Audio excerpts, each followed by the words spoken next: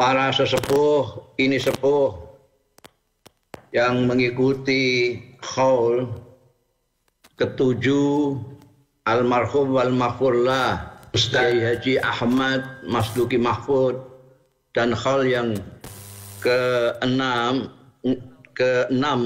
Nyai Hajjah Hasinah Hamzawi bin Aqil di Maizuh, ibu-ibu, bapak-bapak, ini saudara-saudara sekalian, mutakharijin, mutakharijat, dan para santri Nurul Huda Margosono, khususnya segenap zuriyah dari almarhumain, anak-anakku semua, termasuk terutama pengasuh pesantren Nurul Huda, Kiai Taqiyuddin. Pertama-tama saya panjatkan puji syukur kehadirat Allah Subhanahu wa taala yang telah memperkenankan saya hari ini ikut meskipun secara daring dalam haulnya kakak saya, Mbak Ayu saya, yang ke-7 dan yang ke-6. Mudah-mudahan kita mendapat ridho dari Allah Subhanahu wa taala, mendapat berkah, manfaat fid dini wa dunya wal akhirah. Saya ini termasuk keluarga. Jadi saya tidak akan bicara banyak agar nanti kesempatan yang lebih leluasa bisa kita aturkan kepada Habib Hussein Aqil. Saya hanya ingin mengingatkan terutama kepada zuriyah, para santri dan mutakharijin, mutakharijat Nurul Huda Margosono tentang dua keistimewaan dari yang kita khauli pada hari ini. Saya mengenal baik kedua-duanya, terutama Nyai Hasinah itu dulu diasuh oleh ayahanda saya, Kiai Bisri Mustafa. Sebaliknya saya diasuh oleh Nyai Hasinah. Jadi saya itu kecil saya yang ngasuh sebelum beliau ngasuh Musaddaq dan adik-adiknya semuanya itu mengasuh saya. Jadi saya tahu persis. Dua hal ini merupakan kunci kesuksesan daripada keduanya, terutama dalam mendidik dan teristimewa mendidik putra-putranya. Kita tahu ini jangan besar kepala ini putra-putranya, Lutfi dan Bapak itu, ya, Taqiyuddin dan Samton segala macam. Secara nisbi relatif putra-putra dari Kiai Masduki dan Nyai Hasinah ini menjadi orang, dalam tanda kutip menjadi orang.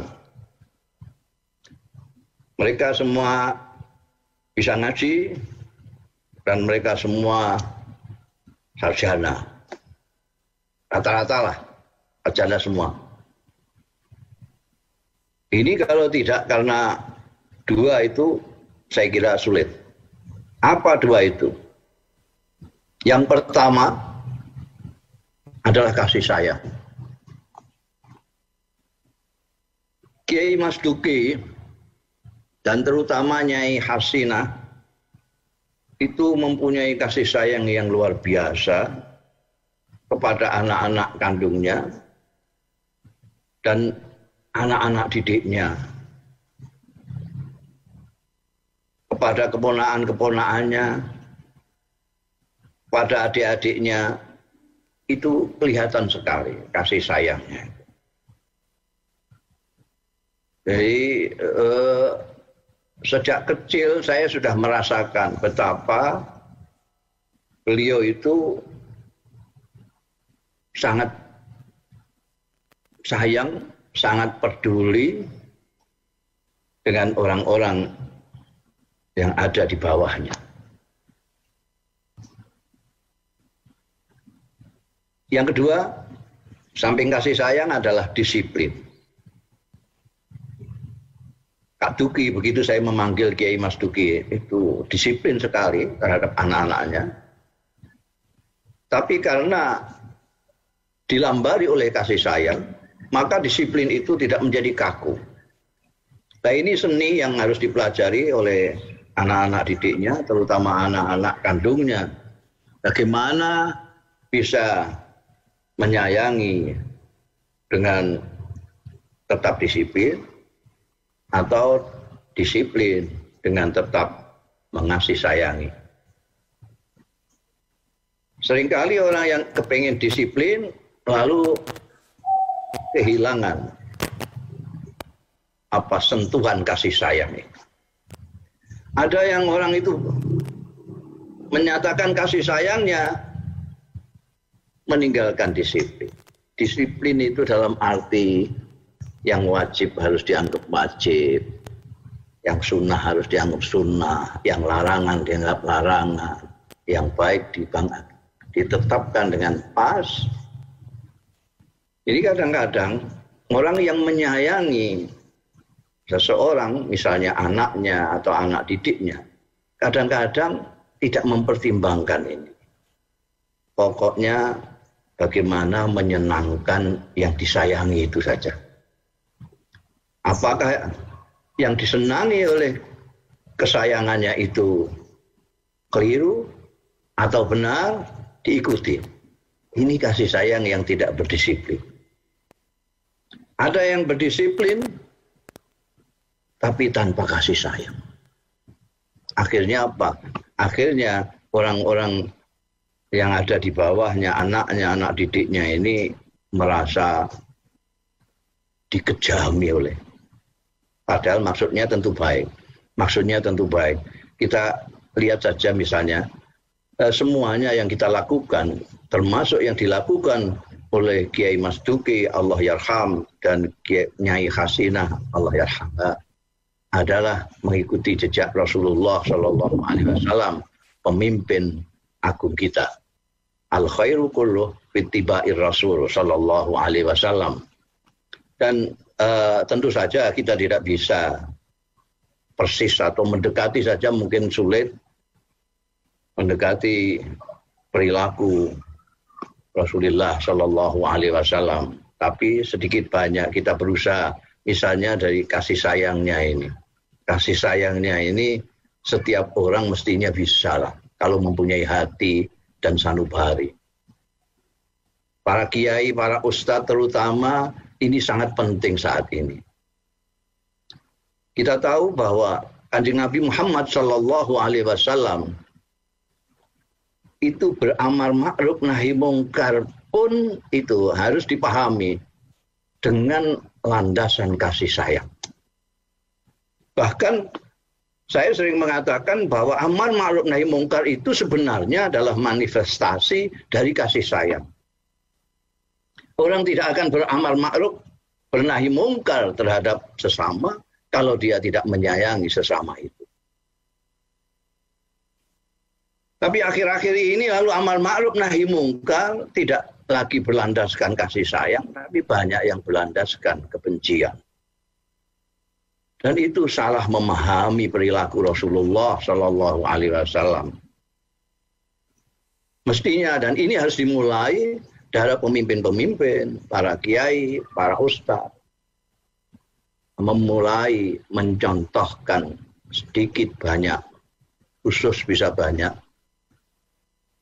apa yang dilakukan oleh Rasulullah Shallallahu Alaihi Wasallam, kaitannya dengan umat, kaitannya dengan anak-anak didik, kaitannya dengan orang-orang yang perlu kita ajak ke surga. Hari-hari ini kita menyaksikan banyak sekali orang-orang yang ingin mengajak ke surga, tapi dengan cara neraka. Karena itu, jadi memang kasih sayang harus dilatih. Kasih sayang harus dilatih. Kalau sekarang putra-putranya Kiai Mas Duki dan Nyai Hasina tidak mempunyai kasih sayang kepada sesama, kepada umat, berarti dia tidak bisa menyerap apa yang dididikkan, baik secara makol maupun hal oleh kedua orang tuanya. Demikian pula santri-santri dan mukhatar kharijin. Kalau hanya melihat misalnya Kiai Mas Duki itu keras, tidak, di sana tidak mendapatkan nuansa kasih sayangnya, berarti dia gagal memahami kiainya, menyerap ilmu. Ilmu bisa dicari sendirian, bisa. Sekarang ada Google. Kalau tidak mau membaca sendiri, ada Google. Tidak bisa mutalaah sendiri, ada banyak kesempatan kita membaca melewati internet. Tapi satu, keteladanan, kasih sayang kepada sesama, itu kita hampir tidak menjumpai di medsos. Di medsos itu kebalikannya.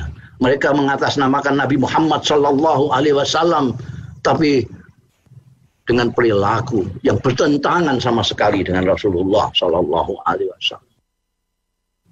Rasulullah Sallallahu Alaihi Wasallam kita tahu semua, wajahnya sendiri sudah mengajak orang.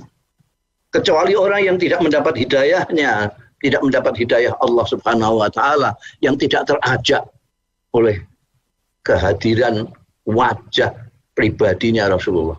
Rasulullah tidak usah berkata-kata, itu sudah mengajak, sudah menarik. Karena wajahnya selalu tersenyum, selalu ramah, selalu menyambut.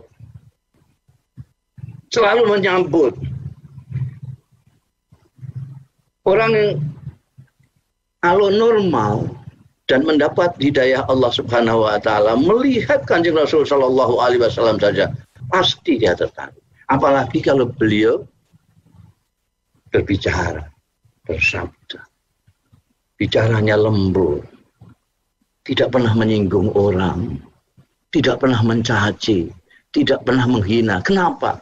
Karena gurunya Allah Subhanahu wa Ta'ala, panduan yang diberikan oleh gurunya Al-Qur'anul Karim itu memang menyuruh untuk demikian. Karena Kanjeng Rasul Shallallahu Alaihi Wasallam adalah pengamal pertama dari Al-Qur'anul Karim. Para kiai-kiai itu hanya ingin bagaimana ngepaskan perilakunya dengan Rasulullah Shallallahu Alaihi Wasallam. Seperti Kiai Mahfud, Kiai Mas Duki, kiai-kiai itu ya sebisa-bisanya. Ada yang bisa meniru disiplinnya, meniru kasih sayangnya. Ada yang meniru bagaimana menyebarkan ilmu. Tapi saya ingin terutama menghimbau kepada kiai-kiai muda ini jangan sampai tidak berusaha meniru Kanjeng Rasul dalam kasih sayangnya. Kasih sayangnya kepada umat. Ada umat. Umat ini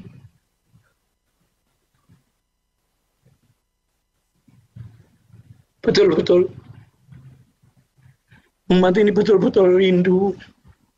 rindu kepada akhlaknya Rasulullah Sallallahu Alaihi Wasallam, rindu kepada perilakunya yang santun dari Rasulullah Sallallahu Alaihi Wasallam. Tolong para kiai, para ustadz, para habaib, tolong hadirkan lagi akhlaknya Rasulullah Sallallahu Alaihi Wasallam, kasih sayangnya Rasulullah kepada sesama. Dakwahnya Rasulullah yang mengajak, tolong itu dihadirkan. Tolong dihadirkan itu kasih sayang. agar orang-orang yang awam, yang tidak paham Al-Quranul Karim, kurang paham dengan pribadi Rasulullah Shallallahu Alaihi Wasallam, bisa menyimak Anda sekalian yang ngerti Al-Quran, yang ngerti sirah Rasul Shallallahu Alaihi Wasallam. Tolong tampilkan itu, bukan hanya dalam ucapan saja, tapi dalam perilaku. Tolong tampilkan itu dalam perilaku, agar orang-orang awam yang lugu-lugu ini bisa menirunya. Mudah-mudahan inilah termasuk jariah Anda sekalian, kalau Anda sudi menampilkan akhlak Rasulullah Shallallahu Alaihi Wasallam dalam masyarakat, terutama yang sekarang ini. Cukup itu. Dan cukup apa yang saya sampaikan sekarang ini. Nanti kita dengarkan saja apa yang akan dijauhkan oleh Al-Habib Hussein bin Alwi. Demikian. Kurang lebihnya saya mohon maaf.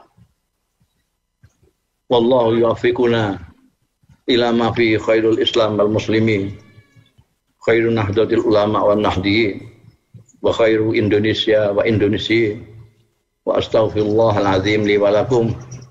Wal afu minkum. Wassalamualaikum warahmatullahi wabarakatuh.